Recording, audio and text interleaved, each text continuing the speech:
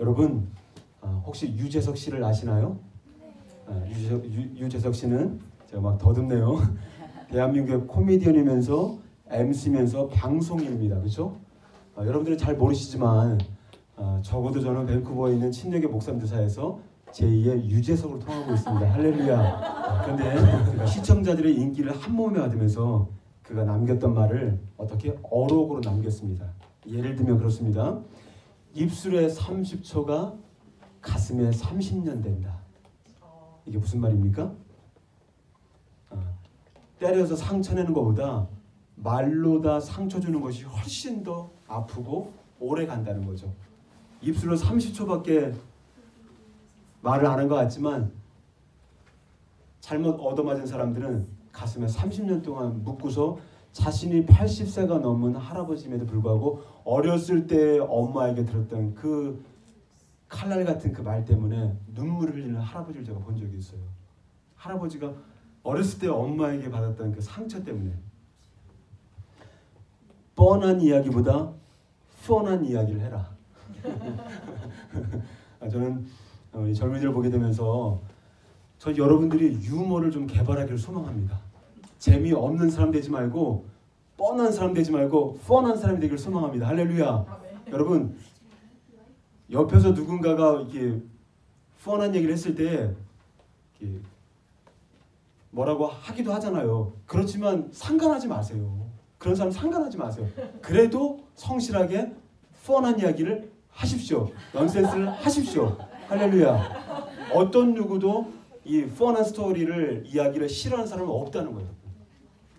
이해가 되십니까? 그렇다는 겁니다. 칭찬에 발이 달렸다면 험담에는 날개가 달려있다. 그렇죠 여러분. 내가 하고 싶어하는 말보다 상대방이 듣고 싶어하는 말들을 하라. 앞에서 귀를 훔치지 말고 마음을 흔드는 말을 하라.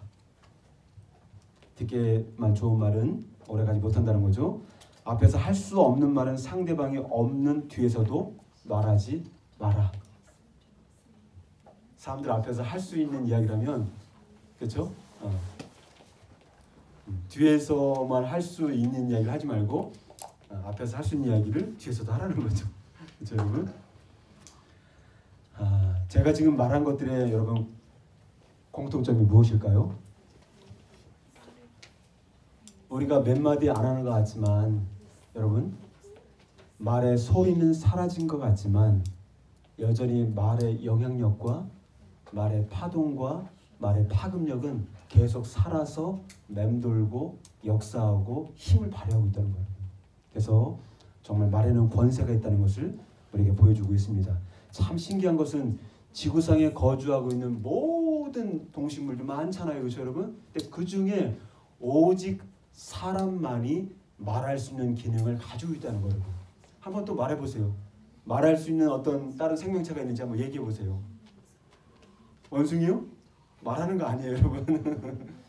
또 저희 집에 만남이도 우리 말을 하는 것처럼 보이지만 말이 아닙니다. 소통할 수 없어요. 우리가 그냥 그런 것이다 생각하고 추측하고 밥을 주기도 하고 또 산책을 가기도 하는 거죠 여러분. 또 뭐가 있을까요? 앵무새. 말하는 것 같지만 따라서 그냥 하는 겁니다. 그냥 자신의 생각을 논리적으로 표현하는 것이 아닙니다. 보세요. 왜 하나님께서 우리 사람들에게만 말할 수 있는 기능을 주셨을까라고 했을 때 정말 하나님께서는 어떻게 합니까? 주님이 지으신 아름다운 창조물인 우리를 통해서 인간을 통해서 하나님과의 친밀한 만남의 관계를 계속 갖기를 원하는 마음들 때문에 우리가 그렇게 말할 수 있는 인격적인 존재로 지으셨다는 겁니다.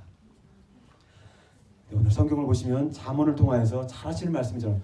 죽고 사는 것이 어떻게 혀의 권세에 달렸나니 그 혀를 쓰기 좋아하는 자는 그 열매를 먹으리라. 말에는 어떤 말이든지 간에 권세가 있기 때문에 내가 내뱉은 그 말이 힘이 있기 때문에 어떻게 합니까? 그 혀를 쓰기 좋아하는 사람들은 내가 원하든 원하지 않든 듣는 나부터 시작해서 가족과 그 공동체에 함께 그 열매를 먹게 된다는 거죠. 그래서 말은 참 너무 중요합니다. 그렇죠, 여러분? 제가 지난주 2주 동안 영적 전쟁을 나누면서 생각 전쟁과 감정을 틈타는 마음 전쟁을 나누었습니다. 오늘은 함께 어떻게 입술에서 벌어지는 그 입술의 사운드에서 벌어지는 영적 전쟁에 대해서 함께 말씀을 좀 나누고자 합니다. 여러분, 영적 전쟁이 벌어지는 입술의 사운드에서 악한 마귀가 정말 노리고 있는 것, 여러분들의 입술을 쏟아낼 때 정말 마귀가 원하고 있는 그 속마음이 무엇일까? 왜 그렇게 입술을 통하여서 우리를 정말 쏟아낼 수 있도록 대부분의 쏟아내는 건 뭡니까? 마귀는 파괴하고 죽이고 훔치는 것이 마귀의 속성이기 때문에 끊임없이 어떻게 우리 입술을 통하여서 사람을 살리기보다 죽이고 핥히고 싸우고 폭발시키는 그런 어떤 마귀를 닮은 언어를 계속 쏟아내기를 원하고 있다는 거죠. 욥기 1장을 보시면 하나님께서 누구를? 욥을 자랑합니다. 저는 하나님께서 여러분들을 자랑하는 인물 되기를 소망합니다. 할렐루야. 아직 보여주지 마세요. 욥처럼 하나님을 경외하고 악을 떠난 사람이 없다. 그러니까 마 선생님이 와서 뭐라고 합니까? 아이고 하나님 정말 너무하시네. 아니 그 욥이 괜히 하나님을 섬기고 높이겠습니까? 그 가지고 있는 소유 이것들 한번 다 가져가 보십시오. 결코 그 욥이 그렇게 정직한 삶을 살지 못할 것입니다. 라고 하니까 어떻게 합니까? 하나님의 주권 속에서 어떻게 합니까? 주의 손을 펴서 어떻게 합니까?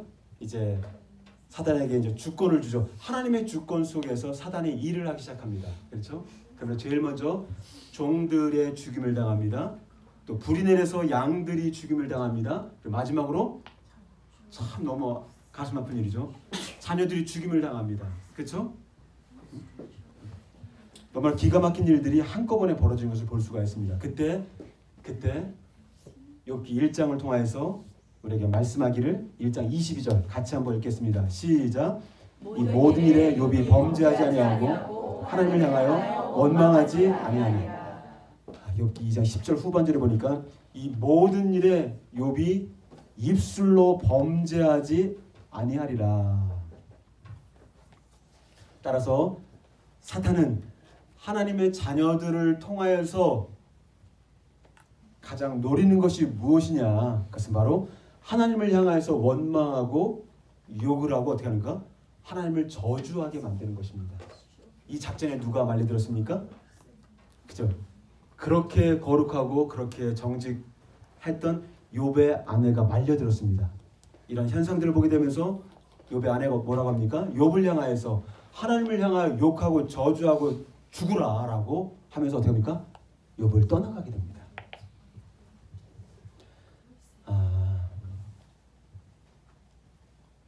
그렇다면 사단이 왜 그렇게 하나님을 향하여 욕을 하고 원망하고 저주하도록 그렇게 원할까요? 왜 그렇게 원할까요? 그것은 바로 사단은 하나님께서 그런 사람들의 원망과 불평의 말과 욕하는 그런 말들을 들을 때 정말 그 하나님의 심령이 어떻게 상심하시고 근심한다는 걸 너무나 잘 알았기 때문에 그렇게 유도를 하고 있다는 것입니다. 여러분, 우리가 하는 말은 예를 들면 바로 이런 것입니다. 도장을 찍는 거예요. 여러분들이 쏟아내는 말들은 무엇이냐면 인생을 살아갈 때 사인을 하는 거랑 똑같습니다. 얼마 전에 제가 은행을 갔습니다.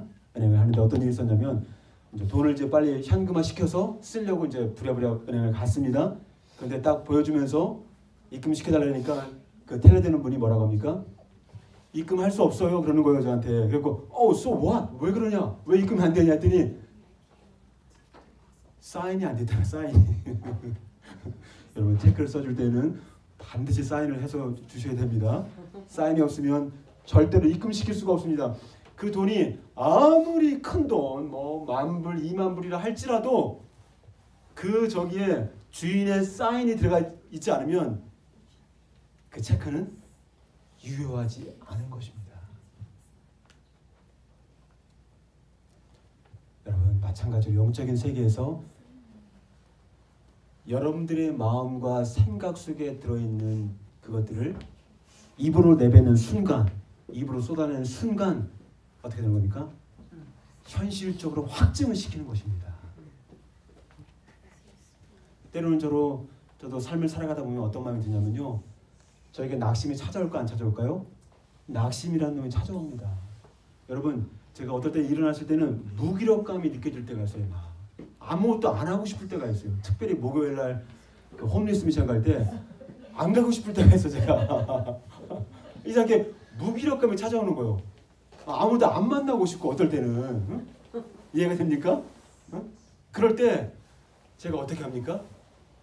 그럴 때 어떻게 하겠습니까? 그러나 그럴 때 제가 시편 16편, 주께서 내게 생명의 길을 보이시리니 주의 앞에는 충만한 기쁨이 있고 주의 오른쪽에는 영원한 즐거움이 있을지어다. 할렐루야. 저 그러면서요, 하나님은 나의 기쁨이십니다. 내가 하나님을 찬양합니다. 나는 하나님의 기쁨입니다 하면서 하나님의 기쁨을 선포하는 거예요. 제가. 그럼 어떻게 될까?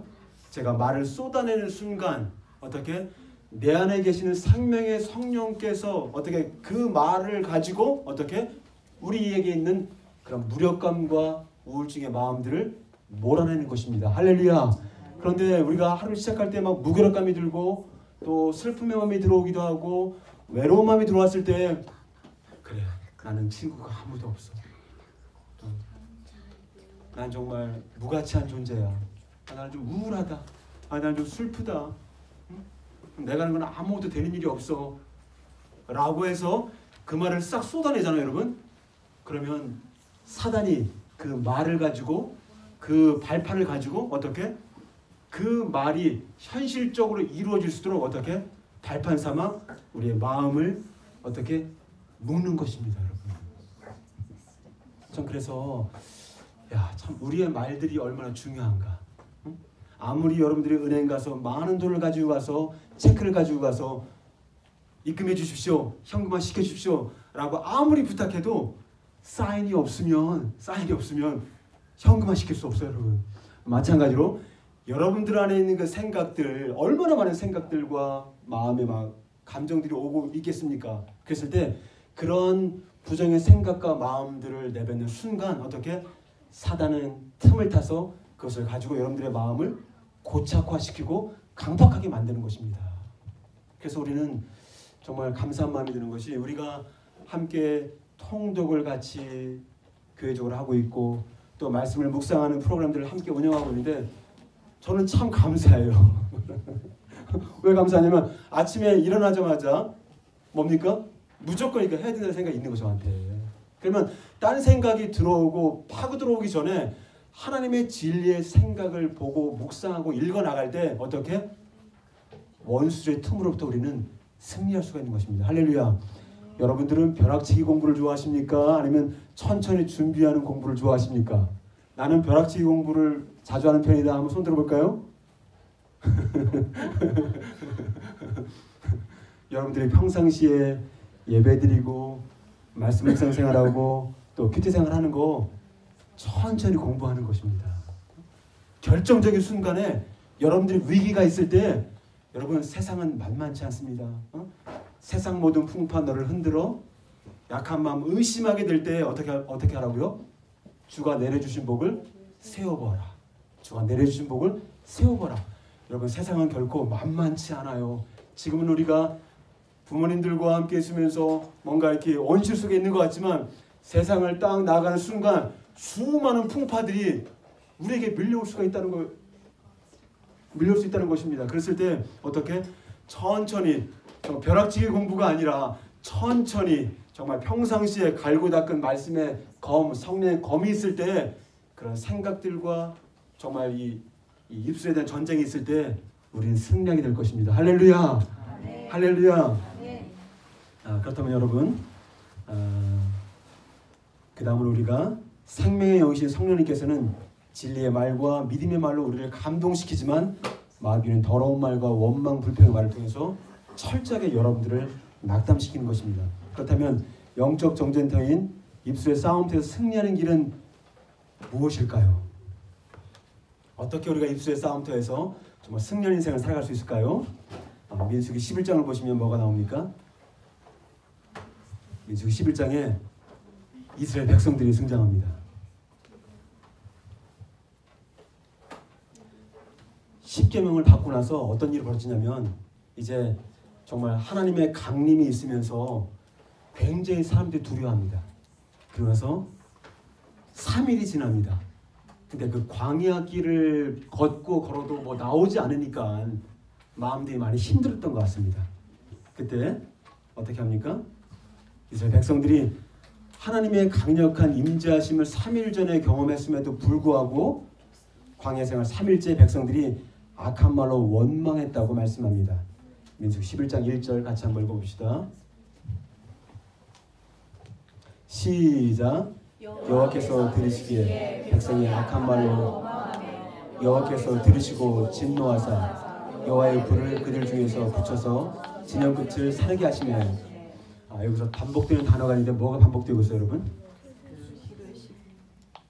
들으시기에, 들으시고, 들으시기에, 들으시고를 계속 반복하고 있잖아요, 여러분. 이게 무엇을 의미할까요? 이게 뭘 의미할까요? 들으시기에, 한 구절에 들으시기에 들으시고, 들으시기에 들으시고, 그냥 한 번만 말씀하셔도 되는데 두 번씩 계속 반복되고 있다는 거예요, 여러분. 이게 무슨 의미입니까? 나 여호와는 너희들이 내뱉는 말을 듣고 있다. 너희들이 은밀한 중에 하는 말을 나 여호와가 듣고 있다. 너희들이 무슨 말을 내뱉든지 내가 똑똑히 듣고 있다. 이 말을 주님이 하고 싶은 거예요, 여러분. 내가 하는 원망의 소리를 들으시고 또 내가 하는 불평의 소리를 들으시고 또 동시에 어떻습니까?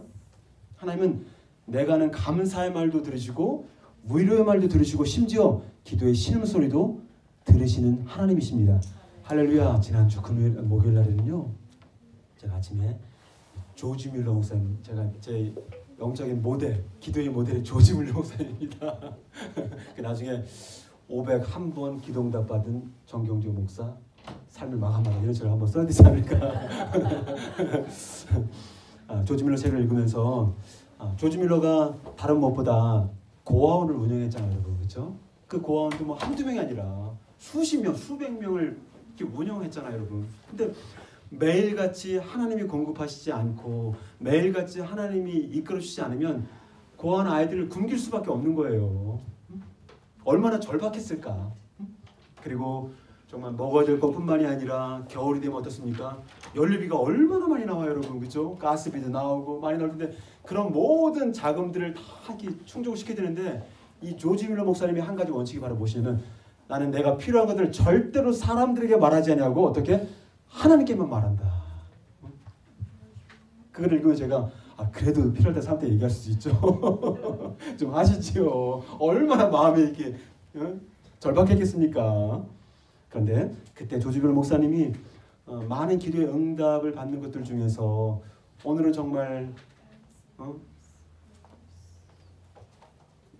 100불 정도가 없으면 아이들이 굶길 수밖에 없는 거예요. 그래서 이제 어디를 갔다 오면서 이렇게 딱 왔는데 편지통에 99불이 있는 거예요. 근데 1불이 더 모자란 거예요. 그래서 하나님이 100불을 주지 않고 99불을 주셨네 하면서 낙심하고 있다가 어디 이렇게 가다가 어떤 청년을 만나서 인사하고 갔는데 갑자기 청년이 오더니 목사님 얼마 안 되지만 보태 쓰십시오. 그때 딱 열어보니까 1불이 들어가네요. 그래서 이제 100불 채워지기도 하고 하여튼 그 조지 목사님의 그 간증 스토리가 아주 막 기가 막힙니다. 그 순간 정말 실망이 되는 그 순간까지도 믿음을 놓지 않고 하나님을 향한 그 신뢰를 드리는 것이 전 너무 닮고 싶더라고요. 살다 보면 정말 낙심이 될 때도 있잖아, 우리가 여러분. 그래서 조지 밀러 목사님이 조목조목 하나님께 필요한 것들, 자신의 필요한 것들과 고안에 필요한 모든 물품들에 대한 것들, 먹을 것들 이렇게 쓰면서 하나님께 올려드렸는데 이제 그 모습을 보고 저도 나는 필요한 것이 무엇이 있을까라고 생각을 하면서 이렇게 정리를 해서 이렇게 한두 가지 쓴 다음에 주님께 기도를 좀 올려드리게 되었어요, 여러분. 그러고 나서 이제 11시 반까지 가야 되는데 11시 반 넘으면 혼나거든요. 늦으면 혼나요. 그래갖고 이렇게 부랴부랴 11시 20분쯤에 막 헐레벌떡 하면 쭉 나가는데 그래도 11시가 넘으면 우체통에 올까? 사람이 올까 안 올까요? 온단 말이죠. 그래서 그래도 편지가 뭐가 이제 확인하려고 뭐가 있는지 그래서 편지통을 딱 열고 편지를 딱 확인하는데 갑자기 제 가슴이 막 벌렁벌렁하기 시작했어요. 그래서 어떤 마음이 들었냐면 혹시 하나님이 내가 지금 방금 전에 기도한 것을 응답하시려고 하시는 건가? 그래서 설마 이렇게 빨리 응답을 하실까? 그렇잖아. 지금 뭐 그렇잖아요. 방금 30분 전, 1시간 전에 기도를 하고 있었는데 그래서 그 편지 봉투를 보는 순간 가슴이 막 벌렁벌렁하기 시작했어요. 하나님이 응답하시는 거 아닌가 생각이 들면서 그래서 이제 헐레벌떡 늦으면 안 되니까 혼나니까 그래서 편지를 다 들고 그다음에 차로 올라탔습니다. 그래서 차안에서 운전을 하기 전에 그다음에 편지 봉투를 급하게 뜯었어요. 근데 그 편지 봉투를 뜯고 그 이제 편지 글을 이렇게 딱 보는 순간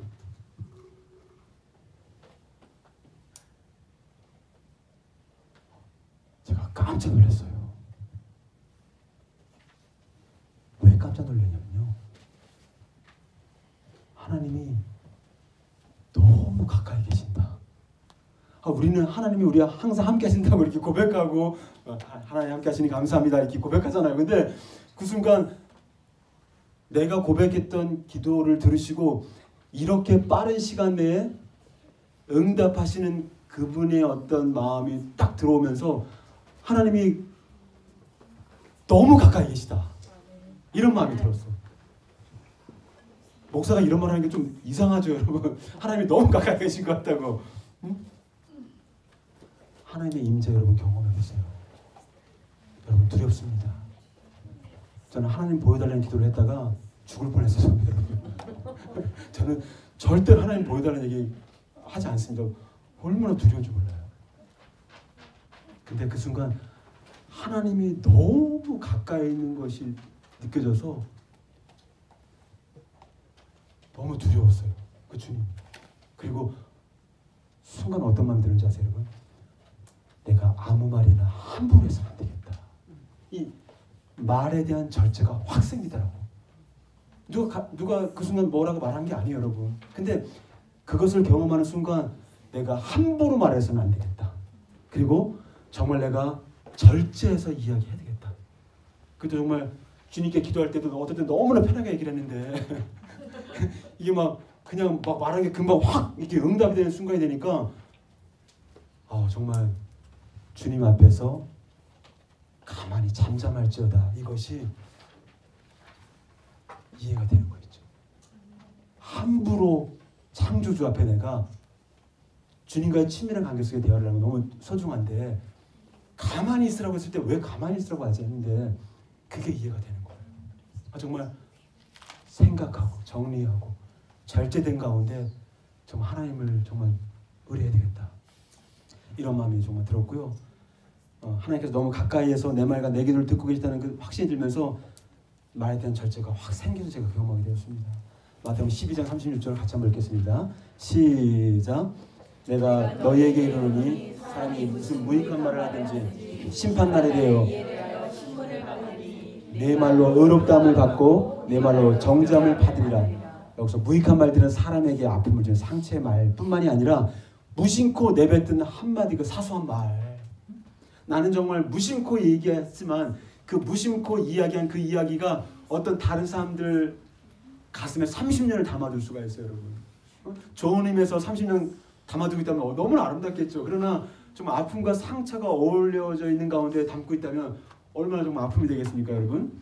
그래서 내 말의 근거에 내가 의롭다 판정받을 수도 있고 너희들이 말하는 그 말로 너희들이 의롭다고 판정받을 수도 있고 여러분들이 말하는 그 말로 인해서 죄가 있다고 판정받을 수도 있다라고 말씀하시는 거예요. 너희가 만일 내 입으로 예수를 주로 시인하며 하나님께서 그를 죽은 자에서 살리신 것을 내 마음에 믿으면 구원을 받으리니 내가 마음으로 믿어 의로움에 이르고 입으로 시인해서 구원을 받느니라. 어떻게 보면 우리가 하나님 앞에서 회개하고 복음을 믿고 구원을 받는 모든 과정들이 무엇입니까? 우리들의 말들을 통하여서 생명의 구원을 받기도 하고 예수님을 믿지 않겠다. 하나님 저리 가십시오. 필요 없습니다. 하나님이 없다고 주장하는 그 말로 말미암아 어떻게? 영원한 지옥에서 산다는 거 얼마나 무섭습니까? 우리가 한 주간 내 말을 들으신 주님 앞에 믿음의 말, 진리의 말, 생명의 말 선포하는 삶이 되길 주님 축복합니다. 할렐루야. 그 다음에 이제 다시 한번 보기를 영적 전쟁들의 입술의 싸움터에서 승리하는 길은 바로 무엇일까요? 에베소 1장에서 3장까지 어떤 내용이 있습니까? 제가 자주 말씀드리죠. 여러분들이 신령한 복을 받았다.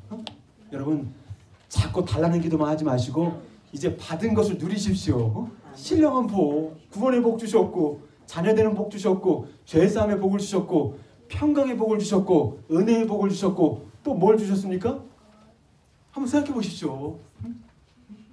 이제 내가 너에게 줄 거 다 줬으니 정말 다 아들을 주었으면 다 준 거잖아요, 여러분. 그죠? 다 주었으니 이제 그 신령한 복들을 누리는 것들은 이제 여러분들의 역할입니다 라고 사도 바울이 1장에 3장까지 얘기를 해주고 있고요.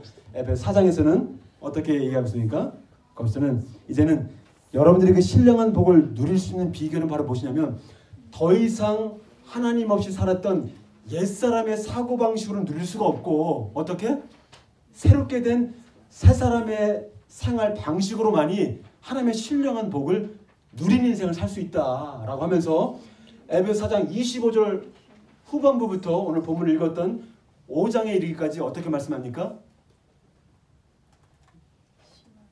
새 사람으로서 하나님의 신령한 은혜를 누리는 그것이 바로 무엇인가? 새 사람의 삶이 도대체 무엇이냐라고 설명하면서 새 사람의 놀라운 삶의 방식은 다른 것이 아니라 어떻게? 하나님을 본받는 삶이다. 하나님을 본받는 삶이다 라고 하면서 에베소 5장 1절 같이 한번 봅시다. 5장 1절 시작. 그러므로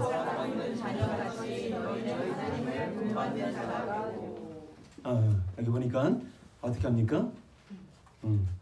하나님을 본받는 삶을 살아갈 때 하나님의 신령한 복을 누릴 수 있다는 거예요. 그러면 하나님께서 정말 좋은 것들을 주기 원하시는데 그 신령한 복들을 누리고 기뻐하고 그 정말 그 그리스도의 비밀들을 다 캐나가기를 원하시는데 그것은 바로 새 사람의 방법으로만 가능한 것이고 그것은 바로 무엇입니까? 하나님을 본받는 삶이라는 거예요. 그러면 그 하나님을 본받는 삶이 무엇이냐라고 하면서 사도 바울이 제일 먼저 정말 히든 카드를 보여주는 게 바로 무엇이냐면 그것은 바로 여러분들의 말과 입술의 언어, 습관을 새롭게 하는 것이라고 말씀하십니다. 볼까요 한번? 에베소 4장 25절 같이 한번 읽읍시다. 시작. 버리고 각각 이웃과 더불어 참된 것을 그래요. 말에 대해서 하잖아요. 거짓말하는 거 옛사람의 사고방식이다. 이제 진리 안에서 참된 것을 말하라. 26절 같이 한번 읽겠습니다. 시작. 분을 내어도 죄를 짓지 말며 여기에 분노의 말을 함부로 쏟아내지 마라. 여기도 말에 대해서 하잖아요. 그렇죠? 분노의 말을 쏟아내지 마라. 4장 27절 보겠습니다. 시작. 마귀에게 틈을 주지 말라. 그렇죠. 마 선생님은 음침한 거 좋아하고 더러운 거 좋아하고 희롱하는 말 좋아하고 어리석은 말도 좋아하고 누추함이라는 게 이제 5장 4절에 나오는데 누추함은 어떤 성적인 농담들을 말하는 거예요. 신문이나 기사를 보게 되면 회사에서 성적인 농담을 하는 상사들이 많이 있다고 봅니다. 교회에서는 그렇게 거룩하게 예배를 드려도 직장에 나가서는 사람들 상대해서 성적인 농담을 즐기는 사람들이 많다는 거예요. 저는 우리들 중에 직장 상사님들이 얼마나 많은지 모르겠지만 그렇지 않길 소망합니다. 할렐루야. 직장에 상사 되는 분들 따라서 사도 바울은 뭐라고 합니까? 거짓말과 분노의 말, 이 더러운 말들이 어떤 역할을 하는 겁니까? 마귀가 틈타게 하는 발판이 된다. 생각 속에 있는 것들을 여러분들이 내뱉는 순간, 성적인 농담을 내뱉는 순간 우리가 그것과 관계하기 때문에 하나님께서 뭐라고 합니까? 정말 그런 음란과 더러운 것들은 너 입 밖에도 부르지 말라.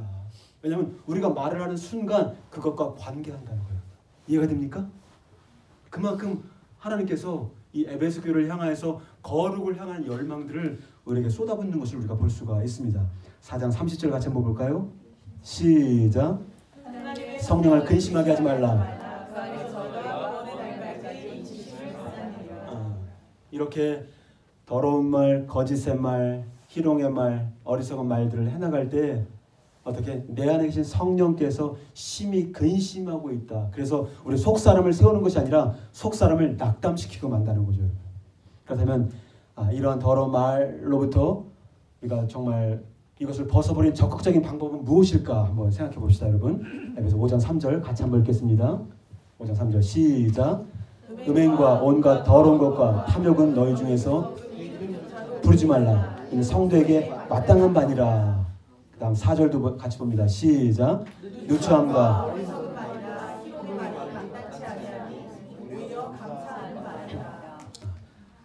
3절 가사를 잘 보세요. 여기 보시면 3절에 음행, 더러운 것, 탐욕, 그 다음 4절에 누추함, 어리석은 말, 희롱의 말. 몇 가지입니까 전체? 전체 6가지 여러분. 더러운 행동과 더러운 말을 묶어서 6가지를 이야기해주고 있는데 참 신기하게도 사도 바울은 에베소 5장 4절을 통하여서 오히려 너희는 무슨 말을? 6가지를 언급을 했는데 이런 것들을 역전시킬 이런 더러운 말과 행동을 정말 한 방에 날려버릴 그런 정말 하나님의 어떤 대안이 무엇이냐? 오히려 너희는 감사하는 말을 하라. 할렐루야. 따라서 여러분 정말 나는 원하는 것은 무엇이냐면 그렇구나. 내가 탐욕스럽지 않으려고 노력하는 건 너무 중요합니다. 내가 음란하지 않으려고 노력하는 게 너무 중요합니다. 내가 더러운 말 하지 않으려고 너무 중요해요. 내가 어리석은 말 하지 않고 좀 희롱의 말을 하지 않으려고 노력하고 몸부림치는 거 너무나 중요합니다. 그러나 이 모든 것 가운데 오히려 감사하는 말에 대해 감사의 말을 회복하고 감사의 말을 선포해 나갈 때 이런 더럽고 추악하고 어리석고 희롱의 말들이 떠나간다는 거예요. 할렐루야. 할렐루야. 이제 성령의 소욕을 따라가면 육신의 소욕을 벗을 수밖에 없는 거예요, 여러분. 육신의 소욕을 벗기 위해서 노력하면은 거기에 넘어질 수가 있어. 이 순서가 너무 중요해요, 여러분. 그래서 내가 감사의 말들을 표현하고 감사의 말들을 실천하고 감사의 말들을 내가 정말 회복해 나갈 때 그런 다른 더러운 말과 더러운 행동들을 없앨 수가 있다는 거예요. 할렐루야. 그쵸? 불 꺼보세요 한번. 불이 딱 꺼질 수 있잖아요, 여러분. 그죠? 어둠을 없애려고 노력할 필요가 없어. 어떻게 해야 돼? 불을 켜면 되는 거예요. 빛이신 하나님 바라보면 어둠은 떠나간다. 할렐루야. 할렐루야.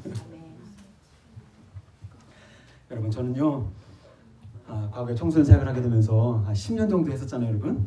근데 어떤 고민이 있었냐면 아이들에게 말씀을 정말 하나님의 말씀이 정말 에너제틱하고 하나님의 말씀이 정말 살았고 운동력 있다는 걸 보여주고 싶은데 애들이 와서 자네, 듣지를 않으네. 그리고 뭐 매번 빠지고 그냥 교회 가면 화가 나는 거예요, 그냥. 그때는 또 제가 20대 후반이었으니까 얼마나 원기왕성했어요. 뭐든지 할 수 있을 것 같이. 그쵸 여러분? 그때는 뭐 육신으로 사역을 하려고 했죠. 제가 육신으로 성령으로 하는 게 아니라. 그런 고민들 가운데 어떻게 하면 아이들이 들을 수 있고 어떻게 하면 좀 이렇게 효과적으로 말씀을 증가할 수 있을까라고 했을 때 결국은 그들의 마음을 사는 거예요. 그들의 마음을 살 수밖에 없는 거예요. 그들의 마음을 살지 못하고서는 아무것도 안 되는 거예요. 그때도 제가 뭘 했습니까? 선물을 항상 준비했습니다. 마트에 가고 1+1 같은 거 있죠. 그거 많이 샀습니다. 그래서 딱 가고 뭐랬냐? 넌센스를 제가 개발했습니다. 그래서 넌센스를 이렇게 몇 개씩 하는 거예요. 그러면 이제 넌센스의 미끼를 딱 던지면 애들이 자들애들이 저 자식 뭐 하는 거야? 눈을 뜨겠죠. 저 새빨간 저 사람 뭐 하는 거야? 그러면서 이제 애들이 막 반응하는 거잖아요. 선물 받으려고 또 때로는 아기자기한 거, 모닝글로리 같은 데 가면 아기자기한 거 많거든요. 그런 걸 사다가 이제 미끼를 던지는 거죠. 그러면 자들애들이 일어나기 시작하고 관심을 갖기 시작합니다. 그렇게 미끼로 확 물은 다음에 어떻게 말씀을 전하는 거예요, 여러분. 그러면 이제 정말 조금씩 아이들이 반응하기 시작하고 말씀을 듣기 시작하고 어떻게 합니까? 어떤 애들은 말씀에 은혜를 받았다고 이렇게 가끔씩 표현할 들이 생겨. 와, 그럼 여러분 전 죽어도 여한이 없을 것 같아요. 아이들이 말씀을 받고 은혜가 됐다고 하고 변화가 되는 거 보면 죽어도 여한이 없어요. 물론 성령 받고 방언하고 정말 성령의 사람을 해야 되는 것 너무 원하는 바죠. 제가 꾸준히 10년 동안 했어요. 여러분 제 별명이 뭔지 아세요? 정성실이에요. 저는요. 한번 하면 끝까지 하는 거. 끝까지 그냥 끝까지 하는 거죠. 저는. 응? 10년 동안. 그게 버릇이 돼갖고 또 부목사를 쓰면서 뭐 발광 침례교에서 또 뭐 하여튼 뭐 저를 보면 넌센스 안 해주세요. 맨날 나는 복음을 전하고 싶은데 넌센스 하나 자꾸 그래갖고 화가 나더라고. 어떨 때는요. 권사님 저는 목회자입니다. 저는 말씀을 전하는 사람이지 넌센스 하는 사람이 아닙니다. 이 다른 목회자들 제가 거의 안 하잖아요. 여러분들 앞에서는. 오늘 2023년 이제 12월 첫째 주 벌써 마지막 달이 됐어요. 그렇죠, 여러분? 그리고 우리가 벌써 2년 전부터 786일째인가요? 감사 릴레이가 벌써 2년이 넘어가고 있어. 지금 보면요. 그래서 감사 릴레이 하게 되면서 해오고 있는데 하나님이 가장 좋아하는 사가 아니라 가장 좋아하는 과일 이름이 뭔지 아세요? 감이요. 예? 뭐요? 감. 정답이었습니다. 할렐루야. 주께 감 사드리세. 이런 표현이 많아요. 주께 감 사드리세. 감이 얼마나 많은지 몰라요, 여러분. 이제 우리가 감사의 릴레이를 우리가 계속 해오고 있잖아요. 너무 아름답게 잘 해주고 있어요, 여러분. 근데 이제 조금만 한두 명만 더 참여해서 감사의 글을 정말 오늘 보니까 감사의 말을 하라. 종은 울리기 전까지 종이 아닌 거예요, 여러분. 사랑은 표현하기 전까지 사랑이 아니에요, 여러분. 말로다가 사랑한다고 말하지 말고 표현을 해야 되거든, 우리가요. 마찬가지로 감사는 우리가 입술을 통하여 표현하기 전까지는 진짜 감사가 아니라는 거예요. 왜 그럴까요, 여러분? 제가 증명해 드릴까요? 감사는 표현하기 전까지 감사가 아니라는 증명을 해드릴까요? 그렇잖아요. 그 뭉뚱병자들 10명이 어떻게 됐습니까? 치유받았잖아요, 가다가. 그렇죠? 근데 몇 명이 왔어요? 1명 왔잖아요. 그러면 나머지 9사람들은 감사하지 않았을까요? 감사했죠. 근데 마음으로 진짜 감사했을 거예요, 여러분. 근데 주님께서 1명 온 사람에게 아유 그냥 마음으로 감사하면 돼. 너 뭐하러 왔냐? 이렇게 하지 않았다는 거예요, 여러분. 제가 좀 과격하게 그 9놈들 어디 가 있어? Where are the 9? 그 9명 어디 갔어? 주님 찾으시잖아. 감사를 표현하러 오지 않은 사람들을 찾으시잖아요, 여러분. 왜 찾을까? 감사 표현을 받기 원하셨어, 주님. 감사를 표현하지 않으면 감사가 아닌 거예요, 여러분. 그래서 저는 감사를 표현하고 감사를 쓰고 감사를 정말 표현할 수 있는 감사 표현할 게 얼마나 많아요. 여러분 오늘 아침 맛있게 드시면서 엄마에게 맛있게 먹었어요 한 사람 손 내려볼까? 이렇게 많이 했단 말이에요. 여러분 정말 작은 거지만 하나하나 정말 감사를 표현할 수 있는 그 인생. 전 여러분 그래서 여러분들이 신랑 신부를 고를 때 감사를 많이 하는 사람을 찾으면 최고야. 볼 거 없어. 제가 볼 땐 그래요. 감사할 줄 알고 감사를 잘 표현할 수 있는 사람이라면 100% 신랑 신부감인 거예요. 할렐루야. 그러나 감사를 모르는 사람들은 무서워. 저를 여러분들을 정죄하는 게 아니라 우리가 정말 이 감사의 어떤 일들이 훨씬 더 회복되는 은혜가 있기를 간절히 소망합니다. 할렐루야. 따라서 말씀의 시대를 살아가는 우리들에게 주님 말씀하시기를 어떻게 합니까? 정말 이 감사를 말과 글로 표현하는 것이 영적인 전쟁인 거예요, 여러분. 응? 하고 싶다고 할 수 있는 게 아니에요, 여러분. 응? 이게 영적인 전쟁인 거예요, 여러분. 왜 영적인 전쟁일까? 말세에 고통하는 때가 이르리니 했을 때 수많은 여러 가지 특징들이 있지만 그들이 감사치 아니하고 ungrateful, 감사하지 않는 것이 말세를 사는 사람의 특징들이라는 거예요. 로마서 1장에 죄인들의 특징이 나옵니다. 하나님을 향해 감사하지 않는 데 꼭 들어와 있어요. 왜 감사가 영적인 전쟁일까요? 우리 골로새 2장 6절 7절 같이 한번 읽어봅시다. 시작. 그러므로 너희가 그리스도 예수를 주로 받았으니 그 안에서 행하되 그 안에서 뿌리를 박으며 세움을 받아 그걸 받은 대로 믿음에 굳게 서서 감사함을 넘치게 하라. 할렐루야. 여기 뭐라고 되어 있습니까? 믿음을 굳게 서서 감사함을 넘치게 하라. 여기 나오는 감사는요, 유카리스라고 해서 사람을 향한 감사를 떠나서 어떻게? 하나님을 향한 감사를 말하는 거거든요. 보세요. 하나님을 향한 감사가 그냥 되는 게 아니라는 거예요, 여러분. 응? 어떻게? 믿음에 굳게 서서. 성경에서 누가 가장 감사를 많이 실천했는가 쭉 찾아봤더니 어떻습니까? 구약에서는 누구일까요? 다윗이요. 시편에 가장 많은 감사가 나와 있고, 신약에서는 누굽니까? 사도 바울. 그래서 전체가 감사가 신약 구약 전체 192번 정도 나오는데 그때 130번 정도가 구약에 나오는데 그때 70 몇 번이 어디에? 시편에 나와 있어. 어디에? 다윗의 시에. 신약에서는 누굽니까? 서신서가 13편 있는데 거기에 60 몇 번 나온다는 거예요. 감사가 생각보다 많이 나오진 않아요, 여러분. 근데 사도 바울과 다윗을 생각해 봤을 때 그들의 삶이 녹록하지 않았다는 거예요, 여러분. 자기 아들에게 쫓겨다니기도 하고 사울 왕에게 15년 이상을 정말 한시도 편하게 잘 수 없는 그런 인생을 나했던 다윗, 또 배신감을 당하고, 사도 바울 어떻습니까? 금식에 매 맞고 태장 맞고 40의 감한매를 3번 맞고 동족의 위험, 그쪽 강도의 위험, 얼마나 고통스러운 인생을 사실 살았습니까? 예수님 때문에, 복음 때문에. 따라서 여러분, 감사는 영적인 전쟁인 거예요. 감사는 환경에 따른 감사가 절대 아닌 거예요, 여러분. 환경으로 따지면 이 사람들 감사해서는 안 될 사람들이 여러분. 그런데 어떻게? 믿음에 굳게 서서, 믿음에 굳게 서서 감사함을 넘치게 하라. 네. 믿음으로, 감정이 아니라 믿음으로 감사를 선택하는 거예요, 여러분. 그래서 이제 한 달밖에 안 남은 이 12월을 주님이 이제 오시는, 또 다시 오시는 그 정말 크리스마스와 대강절을 기억하면서 정말 그분을 향한 감사, 그 예수가 다른 사람이 아니라 나를 위해서 오신 예수님을 소망하면서, 그런 예수님을 갈망하면서 그분께 감사를 올려드리는 삶이 되길 소망합니다. 이제 말씀 결론 맺겠습니다. 한번 사진을 보여주십시오. 제가 좋아하는 미즈노 겐즈라는 작가인데요, 감사는 밥이다라는 책을 쓴 사람입니다. 제가 하나를 읽어드릴게요. 주제는 하나님. 33년 전에 뇌성마비가 되었을 때 하나님을 원망했습니다.